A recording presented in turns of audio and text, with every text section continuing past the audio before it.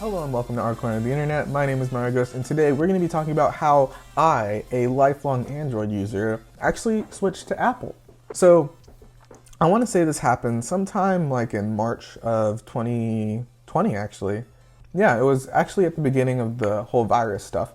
And I wanted to see, as someone who loves tech, I wanted to see what was out there. And I had always used Android phones. I came from a Galaxy Note 9, which, as you know, is a fantastic phone and probably one of the best Androids you could have gotten at the time.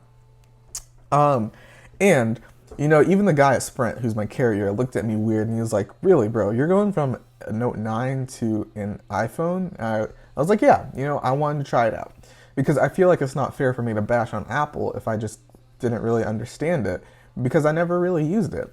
And I just wanted to try it out. I really just wanted to try it out. Another thing is I wanted to hear more about like that fabled ecosystem that people talk about, like the whole Apple ecosystem. They talk about the iPad and the AirPods, the Apple Watch, all of that stuff and how it works together. And I kind of just wanted to see, maybe just dip my toe in the water and kind of see where it takes me. Now, spoiler alert, I was hooked. I went from an iPhone, and then my second device was an iPad, and then I got the Apple Pencil, and then I got the Apple Watch, and it just went on and on.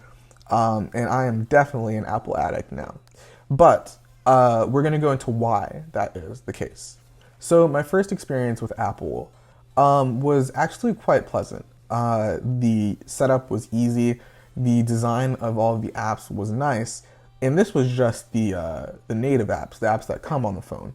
And everything was just so well made and designed, and it had that stamp of Apple. And I don't really know how else to explain it, but it's like simplicity in design, but also I guess minimalism.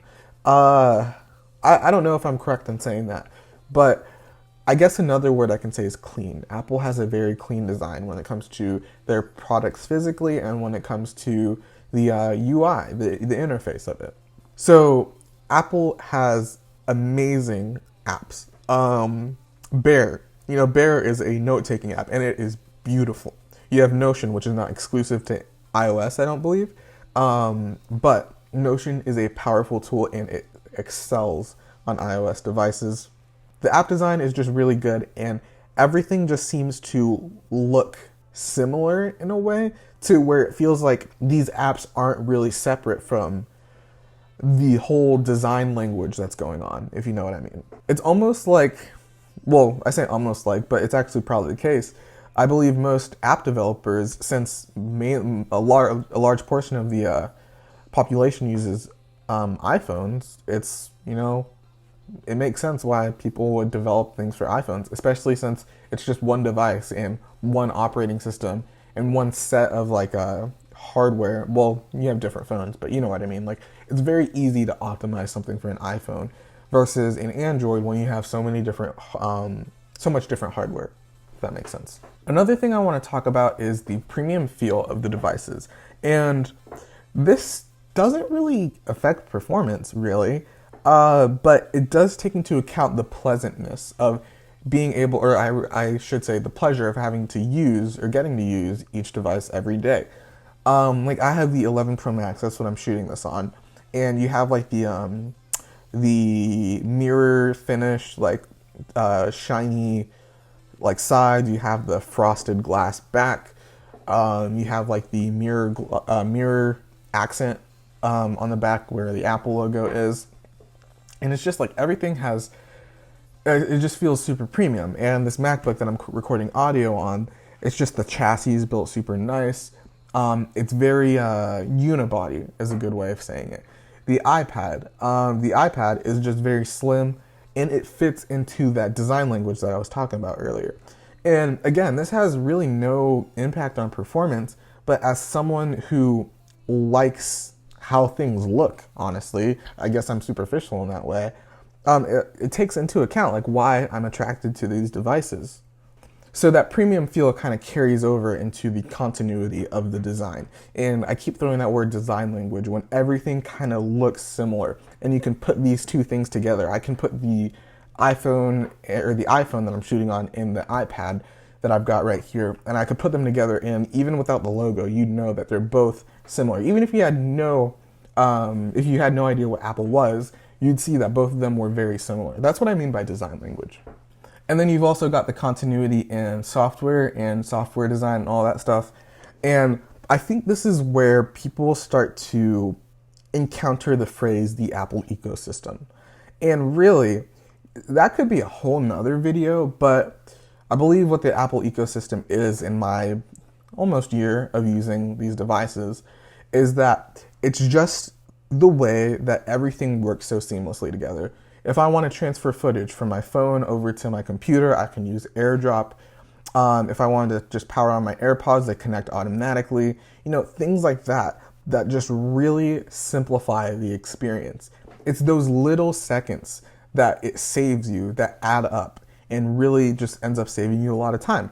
And I think that's really important because time is super valuable. And I think just these quality of life things and these time savers really do let you do what's important, whether it be work, whether it be play, creative stuff, whatever it is. The devices get out of your way and let you do what you need to do.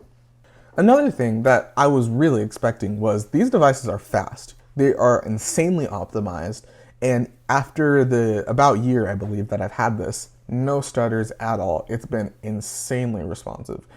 The only stutters I get, they're like in isolated batches, and I never really notice. I just put my phone down, turn it on next time, it's fine. I close an app that's causing me a problem, it's fine. So just no problems with stuttering or performance issues. It always performs well for me. The only thing I want to say is maybe when I'm using the camera a lot, the phone gets kind of hot. But I mean, that's to be expected, And another thing that I wasn't even expecting, I didn't even think I'd start YouTube, but the Apple devices are really, really, really good for content creators. I mean, the iPhone has an insane camera, and then the iPad has portable power, and then the MacBook that I've got here has uncompromising performance, and it's just insane the type of things you can do on these devices. It's really just crazy. So I've been doing a lot of thinking, and I was thinking to myself, would I ever go back to Android?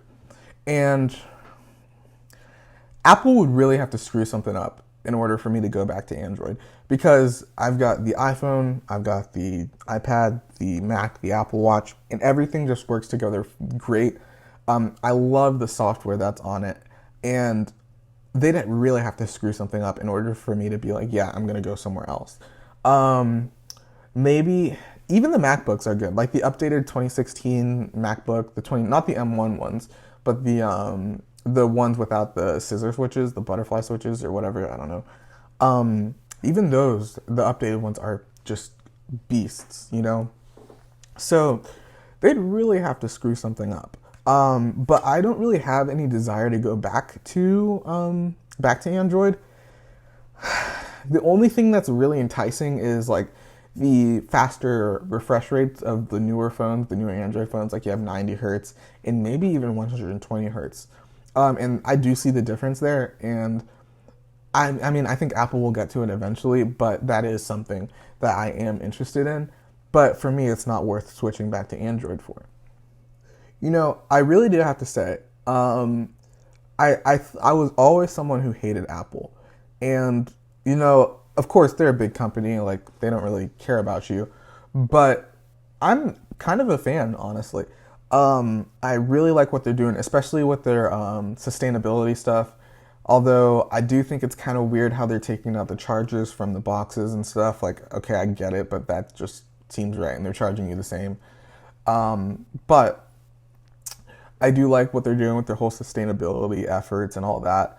And, I just think that they're doing really revolutionary stuff. Especially if you look at the Apple Watch, it's just with the pulse oximeter and the, I don't know, I think it's the thing that can detect atrial defibrillation or whatever.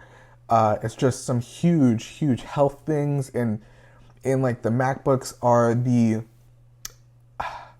I think other than the Dell XPS or the Razer Blade laptop, I think the MacBooks are like the best computers or laptops. I mean, correct me if I'm wrong there. But, and then the iPad, it's just everything is so good. And I don't really have any desire to go back just because everything works for me so well. Main thing is the software. I love the software and the applications on everything. That's one of the huge ones. So, yeah, that is why I switched to Apple. That's my experience switching to Apple. If you enjoyed this video, then consider subscribing. I do have a full-time job and I'll be going to college soon, or my bad, I have a part-time job and I'll be going to college soon. But I do plan on trying to make as many videos as possible. So if you don't want to miss out, go ahead and subscribe, hit the bell, hit the like button if you really enjoyed the video. And if you're still watching, thank you. I appreciate it. And you have a great day. I've been Marghost, and I'll haunt you tomorrow.